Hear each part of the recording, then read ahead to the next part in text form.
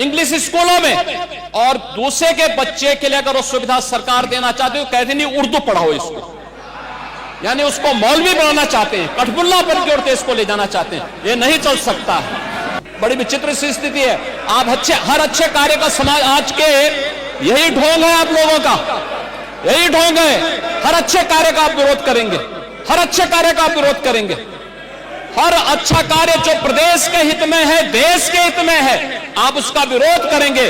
और मुझे लगता है इस प्रकार के विरोध की निंदा होनी चाहिए, और हम इसका समर्थन करते हैं जो उत्तर प्रदेश की बोलियों को सम्मान मिल रहा है। मैं आपका धन्यवाद करूंगा और विधानसभा सचिवालय को इस बात के लिए धन्यवाद दूंगा।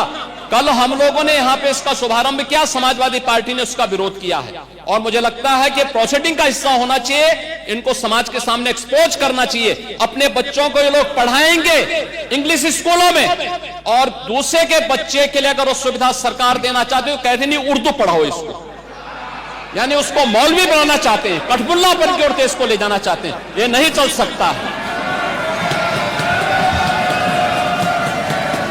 उर्दू भी इस प्रदेश की बोली है, तो उर्दू में क्यों नहीं यहाँ विधानसभा में किया जाए? उर्दू भी उत्तर प्रदेश में बड़ी संख्या में बोली जाती है, तो उर्दू को मेरा केवल विरोध अंग्रेजी का, क्योंकि अंग्रेजी से अंग्रेजी कौन गांव में जानता है? यहाँ बोला जाएगा तो अंग्रेजी में कौन समझेगा? कितने लोग हैं? इसलिए इस विधानसभा को कुलीन तंत्र की विधानसभा न बनाइए, यही मेरा विरोध। नहीं, हम अब ये छोड़िए। हमने कल कहा था संस्कृत और उर्दू के लिए कहा था। माननीय मुख्यमंत्री जी संस्कृत तो सुने नहीं, उर्दू पर बड़ा गंभीर आरोप लगाने लगे, और ये भी कहा गया था कि ये कठपुतला पैदा करते हैं। हम माननीय आपके माध्यम से जानना चाहते हैं, गोरखपुर में एक बहुत बड़े उर्दू के जानकार, उर्दू के कवि रहे हैं रफ़त साहब फिराक, क्या वो कठपुतला थे? क्या मुंशी प्रेमचंद जो आपके नॉर्मल स्कूल में अध्यापक थे गोरखपुर के, उसमें बैठ के उर्दू में उपन्यास लिखे तो कठपुतला थे? क्या ये यूनिवर्सिटियों में जो उर्दू विभाग खोला गया है उसके पढ़ने वाले लड़के कठपुतला हैं? क्या अरबी फारसी विश्वविद्यालय बना है उसके लोग लेकर पढ़ने वाले कठपुतला हैं?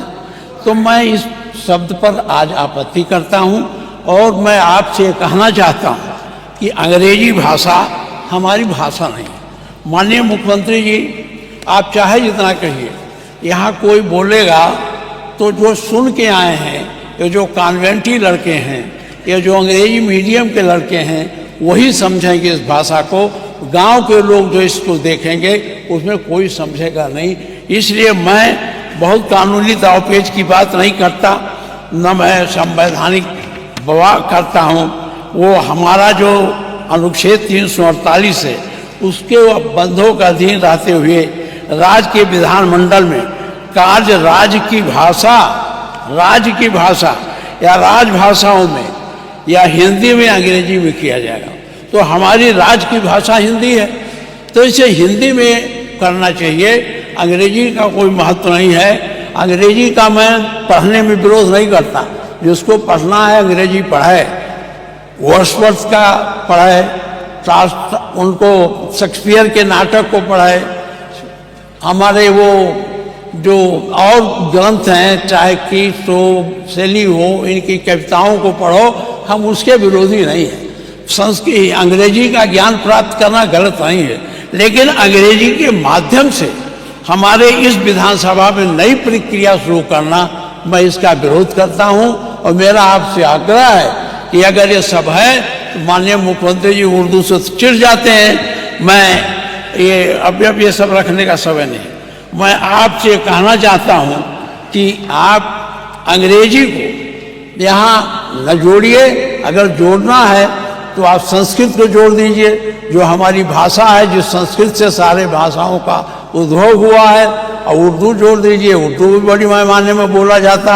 हमारा मुख्यमंत्री जी तो उर्दू पर नाराज हो जाते हैं कि इनका अपना एजेंडा है जो आप चलाना चाहिए। मैं इन्हीं शब्दों के साथ आपसे फिर आग्रह करता हूं कि अंग्रेजी का विरोध मैं करता हूं, और यहाँ अंग्रेजी का प्रयोग सदन में करने के लिए संशोधन में इसे न रखा जाए। भाषा की समृद्धि के आधार है और हमें इसका स्वागत करना चाहिए। ये सदन साहित्यिक, केवल विशुद्ध साहित्यिक और व्याकरण से के विद्वानों की नहीं है, आम जन का प्रतिनिधित्व करने वाले माननीय सदस्य समाज के विभिन्न तबके से आए हैं। अंतिम पायदान पर बैठे हुए व्यक्ति की आवाज को भी इस सदन में मुखरता मिले, इसके लिए अगर किसी को हिंदी में वह धारा प्रवाह नहीं बोल सकता तो उसको भोजपुरी में भी अपनी बात को रखने का अधिकार मिलना चाहिए, अवधी में, ब्रज में या बुंदेलखंडी में उसको रखने का अधिकार मिलना चाहिए।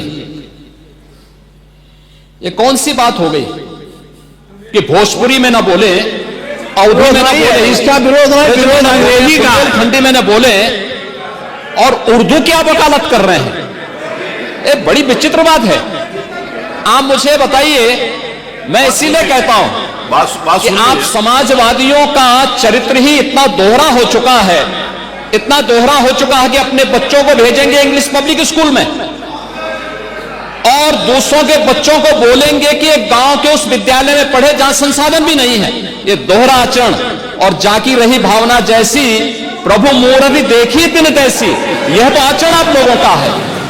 इसीलिए आपने कल भी भोजपुरी का विरोध किया, अवधी का विरोध किया, बुंदेलखंडी का विरोध किया और आप लोग अपने दैनिक जागरण में, दैनिक जीवन में इस प्रकार के आचरण के आदी हो चुके हैं।